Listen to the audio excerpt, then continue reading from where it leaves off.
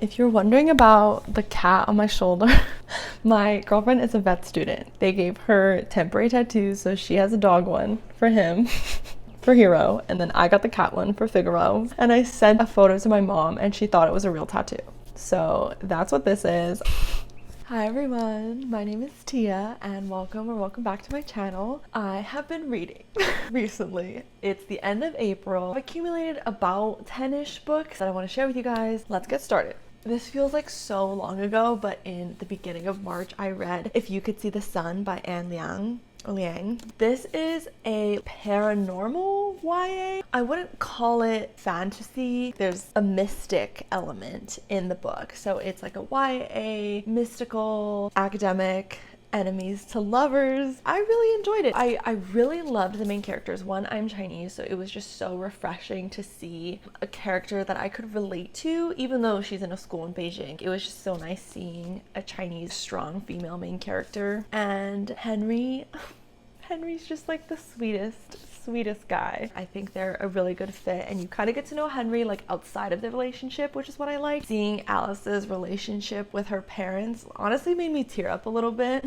I just thought the sentiments really hit home for the parental kid dynamic of like the parents always wanting to care for Alice, trying to do everything possible to take care of their kid, and Alice kind of feeling indebted to them. And I loved how engaged you get. I was surprised by how action-packed this YA book is. I didn't expect for a lot of stuff to happen in this book, so I really enjoyed it. I think I gave it a 4 star. Then I went on to read Counterfeit by Kristen Chen, and this is also a 4-star read. It's about this woman, Ava Wong. On paper, her life is perfect. She's a late 30s woman. She really, did all that she was hoping to do when she was younger, except she didn't. She's kind of feeling a little bit lost. There's some questions about self-identity and who you really are, what your accomplishments mean to you versus like service level, what other people see. And she runs into her old college roommate, Winnie. Winnie is actually in counterfeit handbag business, some shady business on the side. Ava actually gets kind of roped into Winnie's schemes, and I found it really interesting. And it's kind of a very niche storyline. Counterfeit handbags, you learn a lot about that, and you get to see these two like Chinese American, morally gray women come together, and because you kind of jump timelines between one of the characters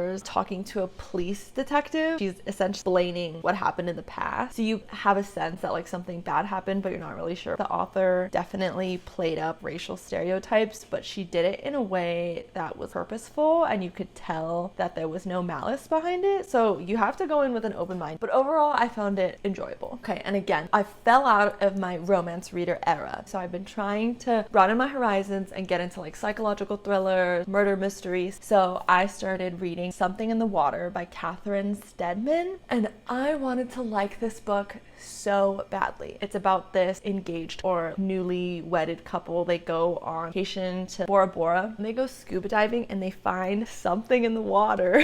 So the whole story, the couple is grappling with what they're gonna do with this something that they found, and I think the synopsis is really interesting. I was very intrigued to know what they found. The execution of it was way too much filler. I wanted more, way faster than what I was given. By the halfway point, I predicted, I was like, I bet blah blah blah is gonna happen, and then it did.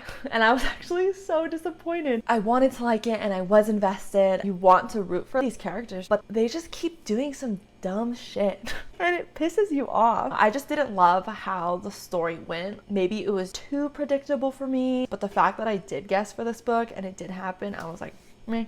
I gave it a 3 stars. It fell flat, unfortunately. Still on the train of murder mystery, I read 5 Total Strangers by Natalie Richard, which is about Mira. I believe she's a college student. She's trying to fly home for winter break to see her mom, but there's a huge snowstorm, so everything gets canceled. She's worried that she's not gonna get home. She is sitting on the plane with this random girl. She's never met her before. Is like, oh, hey, do you want to jump in this car with me and my friends? We're gonna go drive to our destination and we can drop you off on the way. And Mira's like, you know what, like my family's going through a lot of stuff, let me just hop in the car, like these people seem normal. And plot twist, things are not normal.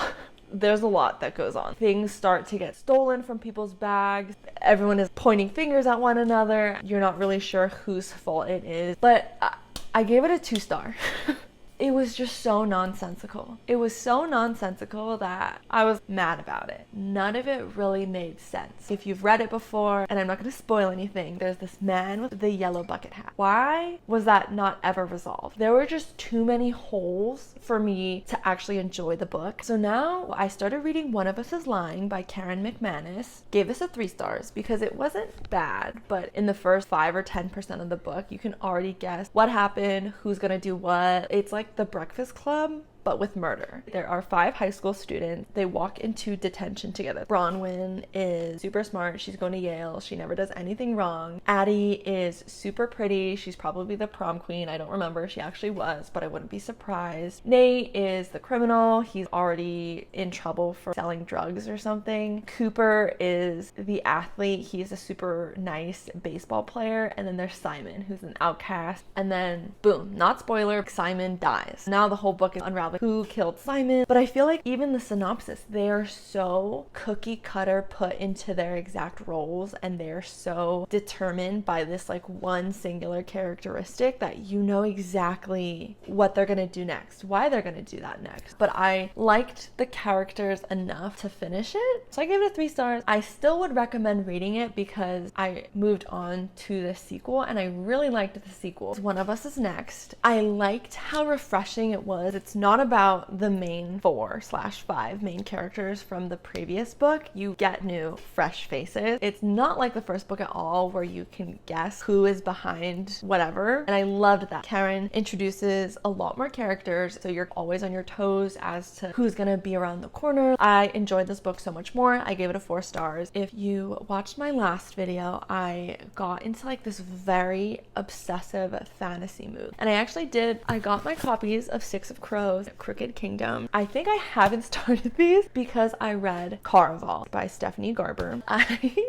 did not like Caraval. I gave it 2 stars. Don't hate me. It's pretty popular right now, but I just could not, like I've said before, not a fantasy girly. So maybe it's just because I'm so new to it. Caraval was just, I don't think I liked it. The premise is Caraval is a legendary competition, a mesmerizing romance, an unbreakable bond between 2 sisters. The unbreakable bond between 2 sisters is very apparent throughout the entire book. And mesmerizing romance, I don't know if I agree with that. Caraval's also YA, so I have to give it to Stephanie Garber. The writing wasn't bad. I just maybe need to try adult fantasy instead of YA fantasy. There was just so much going on, almost too much I felt like, but it just really didn't do anything for me. I think those were the books that I read in March, and Caraval got me into a reading slump. In April, I've only read 4 books. At least the pace that I have been going, that's not a lot for me, but the first 2 weeks of April, I barely read anything. I did get my copy of Forever Interrupted by Taylor Jenkins Reid. It got delivered to me on the Libby app, so I was like, you know what, finally, something that piques my interest. A beautiful love story with an homage to the redemptive power of female friendships. So Elsie and Ben are newlywed. This is not a spoiler at all. Ben dies, and you are thrown in with Elsie, her journey to grieving and reconciling what she was planning to do with her life versus now what she's actually going to be doing with her life. She built this whole life with this man, and now Ben is gone, and she has to really rewire her brain and her heart to understand what is best for herself after Ben passes away. Oh my god, it was so good. It's 2 different timelines where you're seeing Elsie and Ben fall in love, and you could just tell how smitten they are with one another. And it just makes it even harder to read about because you know that Ben dies. So you follow Elsie through her grieving process and like tumultuous relationship with Susan, who is Ben's mom. Elsie was such a relatable, resilient main character. It was very easy to like her. It was very easy to sympathize and empathize with her. So you get to see the strength of the female relationships and the female friendships in this book. They definitely are at the forefront, and I think it's like so beautiful how Taylor Jenkins Reid played those out. All the characters were so likable. Taylor, why would your brain think of this? And how did you have the strength to put the idea on paper? Because reading about it was just so heartbreaking. It was a really good book. I loved it. So 4-star read. Okay, and then back into my mystery mood, I read Then She Was Gone by Lisa Joelle. I gave it 4 stars, but I will preface it with the book makes you feel gross. I love going into into mysteries and thrillers blind, so I really didn't know anything about this book. Ellie is 15 when she goes missing. You have no idea what happens to her. Flash forward 10 years later with her mom, Laurel, discovering some new things about her daughter Ellie's disappearance 10 years ago. I think because, one, I read the audiobook and the accents in audiobooks sometimes really throw me off. So I think maybe that had something to do with my reading experience. And then also, Ellie is 15. So you have to take into account that the girl that goes missing is literally a girl. There's an Ellie POV too. As the story unveils, you learn more about what actually happened to Ellie, and it's hard to read about. It just makes you uncomfortable. The author handled it well. The ending, I liked it. Kid kidnapping is not something I want to read about ever again, but I still gave it a 4 stars because I could not put the book down. Read this book, don't read this book, I don't know. Moving on, the book that I'm most excited to talk about in this video is Local Woman Missing by Mary Kubica, and I gave it a 5. It is one of the most not fun. I could not guess where the book was going to go in a good way. I was engaged the entire time. I did not want to put this book down. I needed to know what was happening. There are so many different character perspectives that you get that you're always constantly guessing, oh,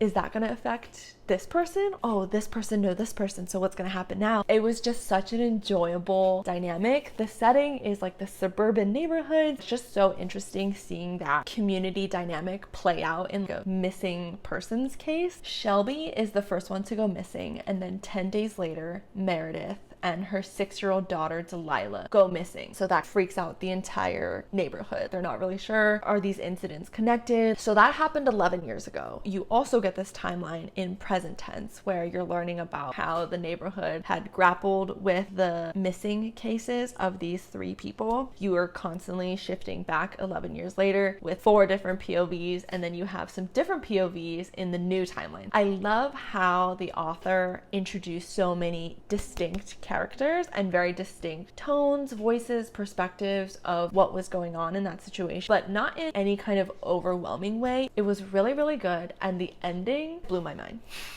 Which I loved. I definitely didn't see it coming. Once you reach like the 75%, 80% mark of the book, because I read the audiobook, I listened to it when I shouldn't have been listening to it.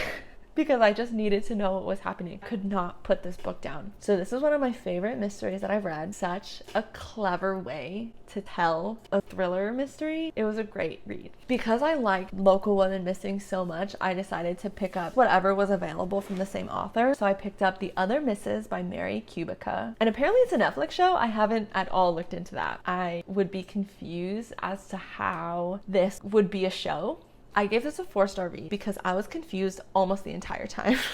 You meet this woman, Sadie, and she has a husband, Will. They end up moving to this remote island, the coast of Maine, because Will's sister unfortunately commits suicide. Sister leaves Will the house, her daughter, to take care of. One of their neighbors, this woman named Morgan Bates, gets murdered in her house. You follow Sadie and Will, how they are seemingly involved in the murder, dealing with their marital problems, their family problems, on top of this like murder happening in their neighborhood. You get a couple other perspectives in the book. I think a lot of the time I was so confused as to what was happening that it pulled me out of the story, and I was like, wait, am I missing something? By the time you get to 80%, the author, this is my second book of her in like 1 week, but she does a really good job of once things pick up the pace, like they go. And I definitely enjoyed it. I liked how the story ended, but I will say getting there was a little bit of a drag. Story itself and how it was told, the different POVs, it left me asking more questions, not about the story, more like to the author. Like, why is this happening? Who the heck is this? And then on top of that, you don't love the character. Sadie definitely does some really morally gray, questionable things. You're already under investigation for a murder. Why would you go steal car keys?